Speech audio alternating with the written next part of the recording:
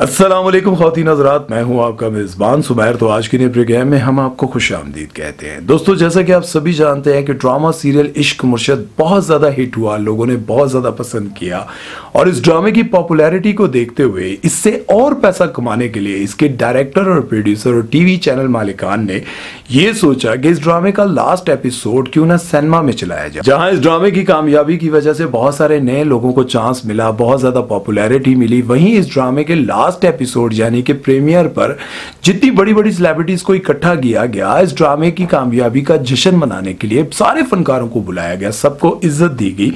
वहीं इस ड्रामे की जो मेन फीमेल सिंगर है वो कहती हैं कि इसमें कोई शक नहीं कि इस ड्रामे की वजह से मुझे बहुत ज्यादा कामयाबी मिली, लोगों ने मुझे पहचाना, मेरी आवाज को सराहा और इसकी कामयाबी की वजह से मुझे और भी बहुत सारे प्रोजेक्ट्स मिले। लेकिन अफसोस की बात यह है कि जहां इस ड्रामे के प्रीमियर पर सारे फनकारों को इकट्ठा किया गया, सबको इज्जत दी गई, वहीं मुझे बहुत ज्यादा जिल्लत दी गई और मुझे अपनी बहुत ज्यादा डिसरिस्पेक्ट महसूस होने लगी और मुझे यूं लगा कि अब मैं लोगों को क्या जवाब दूंगी। होता कुछ यूं है कि इस ड्रामे के प्रीमियर पर जब सारे फनकार इकट्ठे हो रहे थे, डायरेक्टर, प्रोड्यूसर और भी बहुत सारे जो एक्टर्स के दोस्त थे, फनकार थे, सबको इकट्ठा किया गया, सिनेमा घर में इकट्ठा किया गया और सबको बहुत ज्यादा इज्जत दी गई। वहीं इस ड्रामे की जो फीमेल सिंगर है फबीहा हाशमी, उनको नहीं बुलाया गया। वो कहती हैं कि सभी मुझसे पूछ रहे थे कि आपको क्यों नहीं बुलाया गया, ना तो मेरी कोई गलती है, ना ही मेरी किसी से लड़ाई हुई है, ना ही मैंने किसी के साथ कोई बहस की है, आखिर मुझे क्यों नहीं बुलाया गया।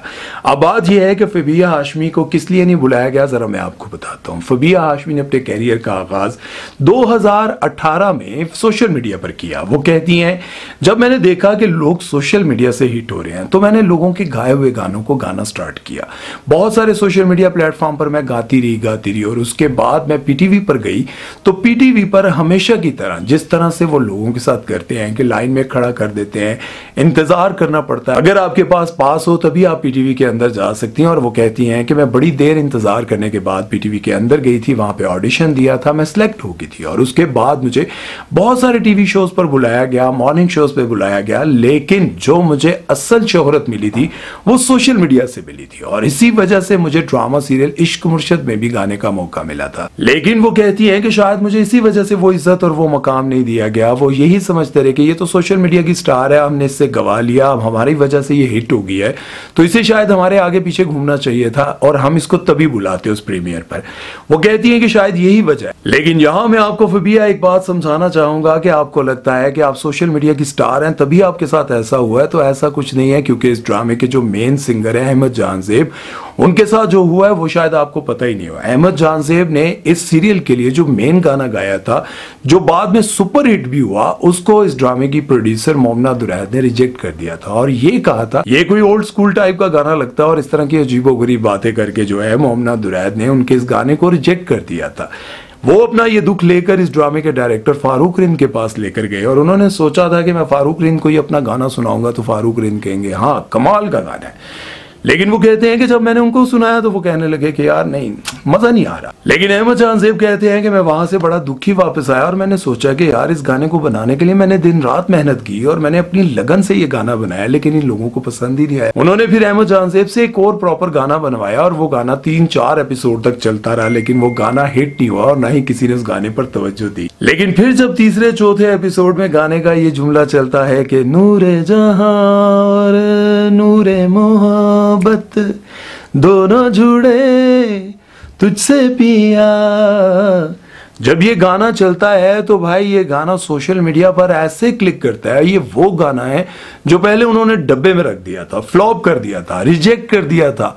और अहमद जान ज़ेब कहते हैं कि जब मैं सुबह उठा, एपिसोड चल चुका था, जब मैं सुबह उठता हूं, मैं टिकटॉक खोलता हूं तो मेरा गाना चल रहा है, मैं इंस्टाग्राम खोलता हूं तो मेरा गाना चल रहा है, हर जगह पर इस गाने की धूम मची हुई थी और मैं सोच में पड़ गया कि यार ये क्या चक्कर है, जिस गाने को रिजेक्ट किया गया वो गाना इतना पॉपुलर हो गया। और कहते हैं कि साथ में मुझे मोमना दुरैद की कॉल आती है और उन्होंने कहा कि भाई 1-2 दिन के अंदर इस गाने को कंप्लीट करके मुझे भेजो। तो फबीहा हाशमी, आप इस बात पर बिल्कुल दुखी ना और आप ये मत समझे कि आप सोशल मीडिया की स्टार हैं तो आपको इसलिए शायद इग्नोर किया गया है, तो इसमें कोई बड़ी बात नहीं। और दूसरी तरफ अगर हम बात करें तो इस ड्रामे के जो राइटर हैं अब्दुल खालिक साहब, उन्होंने एक नई अनाउंसमेंट किया और उन्होंने कहा है कि आपने सीजन 1 देख लिया तो बहुत जल्द आपको इसका सीजन 2 और सीजन 3 भी देखने को मिलेगा।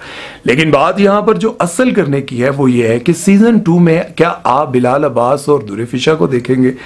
ऐसा बहुत मुश्किल है, क्योंकि आपको बताता चलूं कि जब इस ड्रामे के राइटर अब्दुल खालिक खान ने ये ड्रामा लिखा था और उन्होंने कहा था कि सबसे पहली जो मेरी चॉइस थी ना बिलाल अब्बास की जगह, वो थी हमजा अली अब्बासी। जब हमने हमजा अली अब्बासी से बात की तो वो बहुत ज्यादा मसरूफ थे। उसके बाद हमने आहद रजा मीर से बात की थी और आहद रजा मीर ने हमारे 10 एपिसोड पढ़ने के बाद ये कहा था कि जब तक मेरे पास पूरे 26 या 30 एपिसोड नहीं होंगे मैं इस ड्रामे को साइन नहीं करूंगा। वो कहते हैं कि उसके बाद हमारी जो चॉइस थी वो वहाज थी, लेकिन हमने सोचा कि वहाज का अभी अभी ड्रामा सीरियल, और तीसरी हमारी जो चॉइस थी वो वहाज थी और हमने सोचा कि वहाज का ड्रामा सीरियल तेरे बिन इतना ज्यादा सुपर हिट जा रहा है, अगर हमने उनको छेड़ा तो यकीनन वो बहुत ज्यादा इस वक्त ऊपर होंगे, बहुत ज्यादा गुरूर में होंगे, तो बेहतर है कि उनको ना छेड़ा जाए। लेकिन वो चाहते थे कि ड्रामे का ये जो किरदार है फजल बख्श वाला जो बिलाल अब्बास ने अदा किया है, वो चाहते थे कि ये वहाज करें। वो कहते हैं कि मेरी जो पहली चॉइस थी, मेरे जो दिमाग में था जब मैं कहानी लिख रहा था, तो मैंने सिर्फ हमजा अली अब्बासी को सोचकर लिखा था। अब देखिए कि सीजन 2 जब आएगा तो इसमें कौन आपको देखने को मिलेगा, लेकिन आप क्या चाहते हैं? मुझे यूं लगता है कि जिस तरह से बाकी आपने ड्रामे देखे जिनके सीजन 2, 3 आए, 4 आए, उनमें हमेशा जो है वो मेन किरदार चेंज हो जाते थे। ड्रामा सीरियल खुदा और मोहब्बत सीजन 1 में आपने इमरान अब्बास को देखा और फिर आपने खुदा और मोहब्बत में फिरोज खान को भी देखा। इसी तरह से आपने इंडियन फिल्म देखी होगी धूम। धूम पार्ट 1 में जॉन इब्राहिम थे और दूसरे में आपने आमिर खान को देखा और इसके बाद आपने शायद ऋतिक रोशन को भी देखा होगा। हाँ, शायद 2 में ऋतिक रोशन थे और 3 में आमिर खान थे।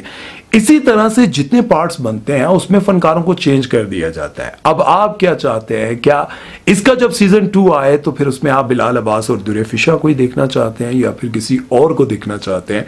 आप लोगों ने कमेंट सेक्शन में जरूर बताना है। और बहुत सारे लोगों को शायद ये नहीं पता कि ड्रामा सीरियल इश्क मुर्शिद का लास्ट एपिसोड सिनेमा घर में चल चुका है और जितने भी पाकिस्तान में आजकल ड्रामे सुपर हिट होते हैं उनका लास्ट एपिसोड सिनेमा घर में चलाया जाता है। और इसकी वजह यह है कि सिनेमा घर में जब आप देखने जाते हैं तो टिकट खरीदते हैं और जब आप टिकट खरीदते हैं तो टीवी जो चैनल मालिकान है उनको भी फायदा होता है, प्रोड्यूसर को भी फायदा होता है और डायरेक्टर को भी कुछ ना कुछ मिल जाता है और यूट्यूब से तो बेपनाह पैसा कमाया जाता है।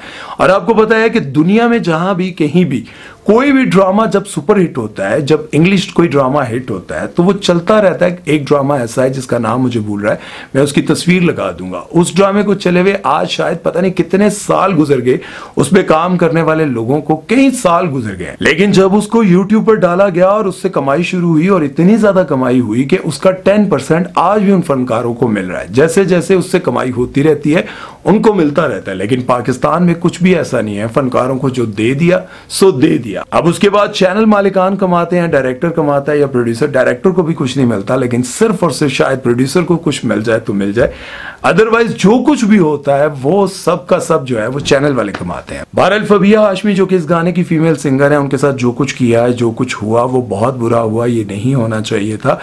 गलती से आप किसी छोटे एक्टर को तो भूल सकते हैं जिसके 2, 4, 5 सीन थे, लेकिन एक फीमेल जो मेन सिंगर थी उसको क्यों भूला गया?